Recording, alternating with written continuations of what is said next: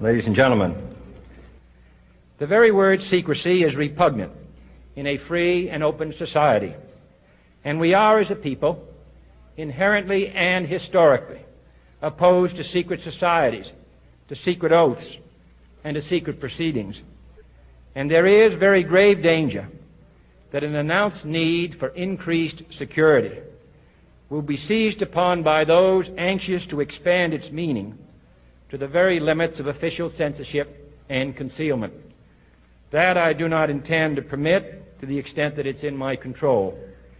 And no official of my administration, whether his rank is high or low, civilian or military, should interpret my words here tonight as an excuse to censor the news, to stifle dissent, to cover up our mistakes, or to withhold from the press and the public the facts they deserve to know.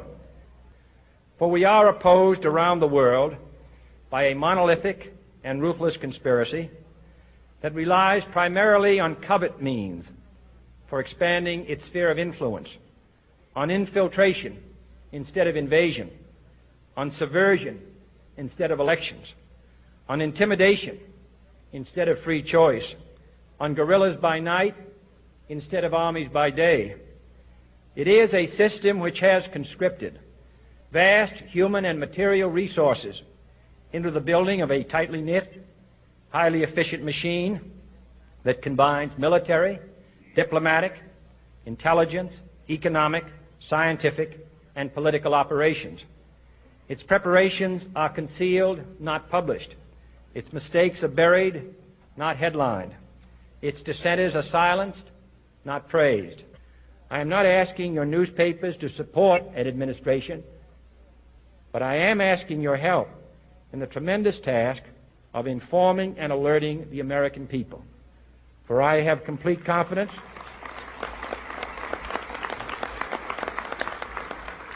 in the response and dedication of our citizens whenever they are fully informed.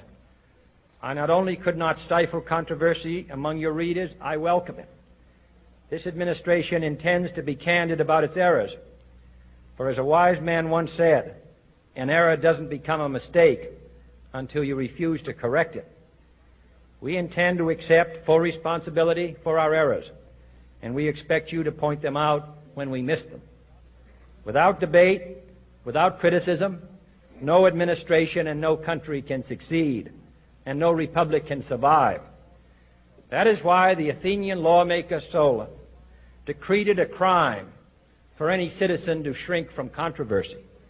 And that is why our press was protected by the First Amendment, the only business in America specifically protected by the Constitution, not primarily to amuse and entertain, not to emphasize the trivial and the sentimental, not to simply give the public what it wants, but to inform, to arouse, to reflect, to state our dangers and our opportunities, confident that with your help, man will be what he was born to be, free and independent.